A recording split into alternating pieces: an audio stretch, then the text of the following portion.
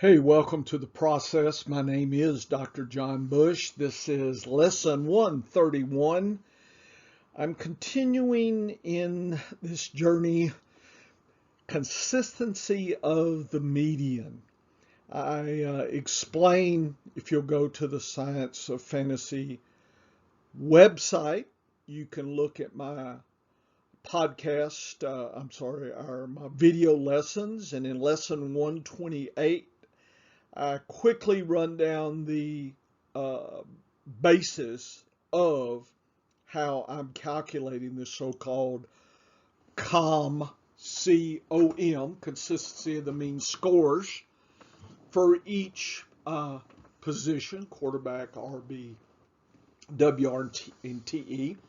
I've gone through in the last three lessons, the beginning and as well as getting deep into the quarterbacks, running backs, tight ends, and wide receivers. Now I'm taking you further.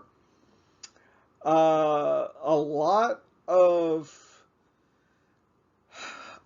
research, if you can call it that, out there uh, will document something, some facts, some miscellaneous things, and they, try to put it together.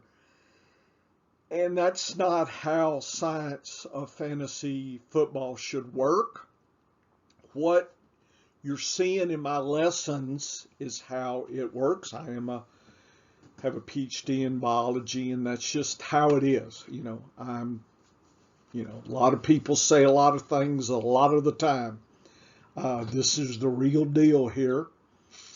And so I'm going to take you through even more depth and then kind of some actionable results from that statistical analysis using this metric. And again, this is my first year.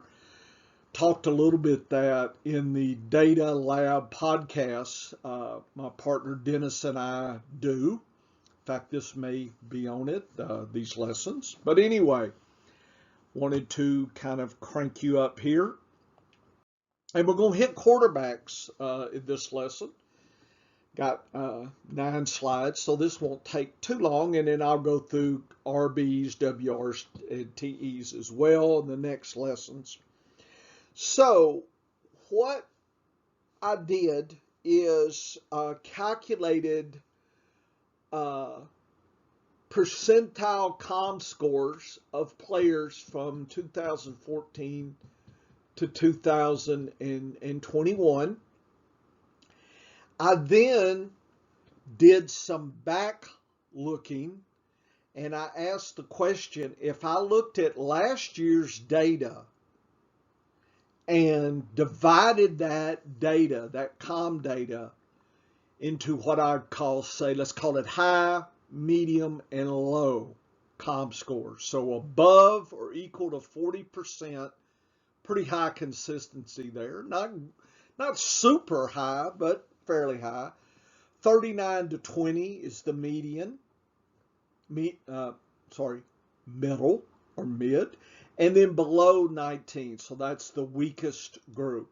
So I asked the question, if I looked last year and then found the quarterbacks from this year, how did they do? In other words, what you see is a list of the actual next year's production. So I'm trying to determine the validity of using last year's data for predictive purposes. Okay, is this worth anything or not? A lot of people flap a lot of chops, and it is amusing to me. I'm sorry, I do laugh sometimes. I try not to be rude. I stay off Twitter, but it is comical.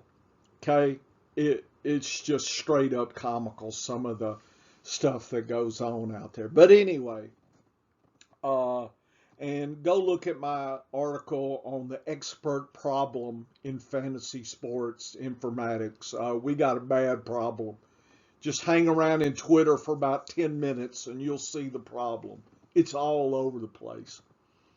So I'm trying to ask the question, is last year's metrics, my comm metrics, applicable to this year. So, I mean, obviously where we're going is if I use 2021 metrics, comm scores for, in this case, quarterbacks, can I predict what's going to happen to the quarterbacks in 2022? It would be nice if it was had some predictability. Now, when you talk about predictions, are you saying 100%? There's almost nothing 100%, folks, or 0%. You hear people always or none. That's not real, not in the real world, not in data, not in biology. Okay, there's always some extremes out there in a population distribution. But I'm wanting a guide, right? I'm wanting a guide. How strongly should I feel about some quarterbacks based on what they did last year? People have opinions, but what's that on? Well, they did this last year, but if you've looked, does that mean anything? Whatever metric you want to say, height, weight, whatever, running around the field, I don't know, whatever it is, whatever metric of the day, you know, shoe size, I don't know. So this is just showing you the actual data that I generated and three kind of groups of data. So it's last year's quarterback comm scores, high, mid, and low versus the next year's. Okay. So this is the actual metric data, and this is the population. It's called a box and whisker illustration of populations. And so the green is the quarterbacks from last year and how that turned out the next year, the mid, and the low. The little T's is the what we call the 66th percentile above the average. So that's kind of most of the population will sit in that area. And when you see a large box, that's a lot of variation. Okay, and if you see that the T's extend or don't extend far, that tells you something about these populations. So right away, looking at last year's that had high comm scores, they in the next year have a pretty tight kind of reproduction. So what happened last year seems to be, at least from the high group, pretty much the same thing. There's,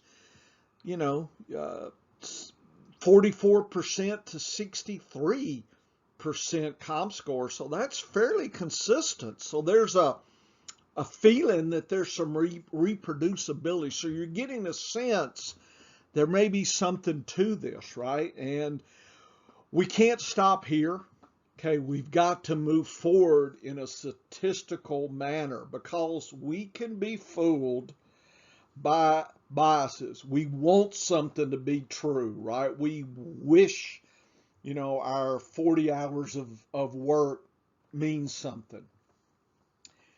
You never hear about that on Twitter. Go look for that tweet. Yeah, I spent all last year doing whatever metric and it's worth nothing. No, they're not going to talk about that. Come on. They're just going to hype whatever worked, right? If I pull enough feathers out of the hat, I'll get a chicken one day. So I'm going to tell you about that. I'm not going to show you my losers. I'm only going to show you the one winner. Sad. That's all I got to say. Sad. So we get a feeling in this population, and I like to see this visually.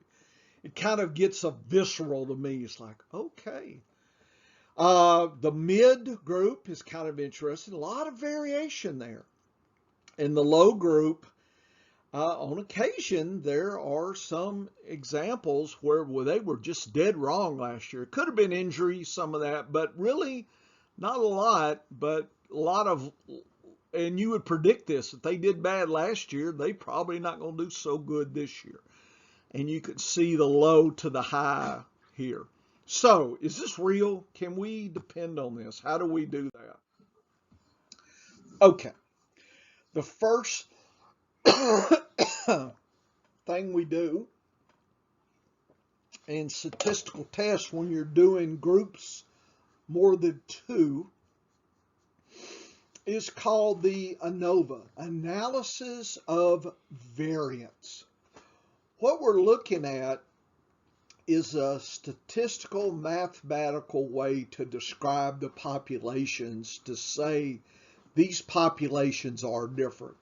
And you remember I showed you the box and whisker, and I showed you that the high last year comp scored quarterbacks look very different from the others. So that's probably a good sign. But we need some statistical analysis. So I'm not going to go too much into the Anova. I'm just going to show you the beginning of that. And the key is, what is the median of these populations as far in terms of comp scores? So high last year, the average for those quarterbacks in the next year is 40%. Not bad. The mid 31, it's like, well, and then the low 30. So it almost looks like there's not a lot of differences here between the mid and the low, but there is something going on with the high. Okay, that can happen. So we continue. So this is the actual resulting data. You can, if you spend time, you can figure out what all these other numbers mean. These are the sample sites. A little hard to see. 66, 81, 59, I believe. So 206 of the data here. So this is the one-way Anova, and K is samples or treatments. So I considered each comp grouping to be a treatment. Okay, so long story short, is the mean, is the differences we see in some of these groups compared to others, is there something that is really different? How do we measure that? Well, it's called the F statistic, or if you think of probability, the probability of what we just saw on the previous slide was due to chance, and it was just random, is 0.0004. Okay, it's lower than 5% chance, right? It's 0.04% chance. So it's almost impossible, and that's good. That is the best that you can hope for. And that suggests that one or more of the treatments is mathematically significantly different. And that is the greatest thing ever. This is what you live for if you're an informatics stat person. The fact that I've got 3 treatments and one's different. And you can think about this if you're a farmer or a gardener, or and you put 3 different fertilizers or 3 different whatever, you water more or less the same, whatever. You can see that's called experimental design. And if you're into science and engineering thing, you do experimental design. So the experimental design, and this is how you test that design. Okay, it's real. And I was very excited when I saw this. So let's look a little further. So how do we then compare the population groups, the 3? So we could compare 1 to 2, 1 to 3, and 2 to 3, right? There's 3 comparisons. There was a statistician, mathematician, his name was Tukey. I know it sounds kind of like turkey, but it's Tukey. And he developed something called highest significant difference result. That is a statistical test. And he developed that test, and he compared the treatment pairs. And if it is in green and it has little asterisks, the probability of it being random is less than 0.01, so less than 1%. So it's almost impossible. And 1%. Okay, 1%. That's about the best you'll ever get in stats. Something. I mean, this is great. So in quarterbacks who had a high com score above 40 last year compared to the mid or the low were significantly different. So their mean being 40% compared to 30 at 10%, they were higher. So that means now that it actually tells us something and makes the predictions for 2022 mean something. The mid and the low were insignificant, so you don't even have to worry about that. All we're going to look at is who was high last year, not worried about any other group. And that's going to be our predictor for 2022. Wow.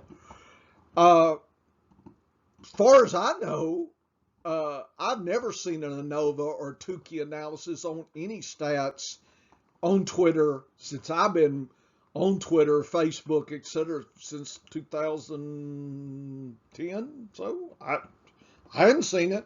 I know they may be out there. So I'm not saying, it's kind of, I don't know what I don't know, but I hadn't seen it. Here I am lifting the whole cards, right? Okay, you're seeing what I know now. Okay, and there's no money here, no gravy here, nothing. Just me, because I am a scientist. This is fun for me to do for myself. I do keep things like this secret sometimes. You won't know everything, but I thought I'd pull this out. I thought about this a long time. But since we have our own website, Dennis and I, okay, I'll show you. And by the way, those that are listening, the few, and that's fine. Hey, you don't want your league mates to hear this. Very few people are that serious in fantasy. There's a lot of, people claiming they're serious. What they want is the fire. They don't want to chop the wood. Give me the fish. I'll worry about learning to fish later. So right away, if you're learning to fish or chop wood, you're already ahead of your league mates and you'll win more than you should because they're not applying themselves. And that's great. I say buy them a 12-pack of beer and let's all have a draft together. Drink up, boys and girls. Drink up. Let's party. Why, I take your money at the end of the season. So we are now focused on high last year.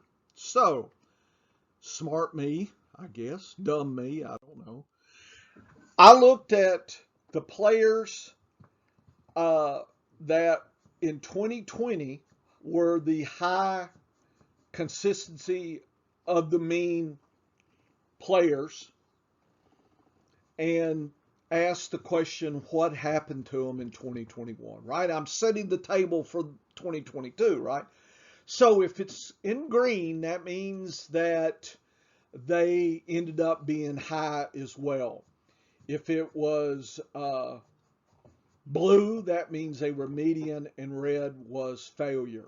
And the ones in white didn't play. Okay, can't help that. So we had one failure, Ryan Tannehill. That was it. He was great in 2020, but 1 out of 3, 5, 10, 15, 18? 1 out of 18. And then if you count the others, 4 out of 18. So success-wise, we're talking, 4, 5, 6, 7, 8, 9. 9, so 50%. We thought, 40% was the prediction? That's not bad. So we're fishing in the pond where we're going to catch more fish, folks. And you say, well, everybody knows that. Well, okay. Does everybody know that then? Okay. Well, let's then look at this next slide. And I've done this. I've been sending this data since April. This is key quarterbacks that had high com scores in 2021. Here they are. Here's the list. That was it. Okay. That was the list, 11. And here was their ADPs. If it really meant something, then their ADPs would be a lot closer than they are. There's some really good bargains out here, folks. So if you're a late round quarterback drafter, which I usually am, I'm going to let y'all waste your draft capital way early, and I'll start looking for the Staffords, the Hurts, Rodgers, Prescott, Brady, Cousins, and I'll get those cheap, and they have a nice chance at repeating their goodness from 2021. That is the bottom line. That's why I do what I do, and that's all I can say. You walk in, gentlemen, ladies, case closed. Dr. Bush, the professor, says case closed here on his COM metric. Okay? And can you imagine what I'm going to tell you about my running backs, wide receivers, and tight ends? Goodness. This is some good stuff here. This is good stuff. Okay, this is Dr. Bush for my journey called The Process.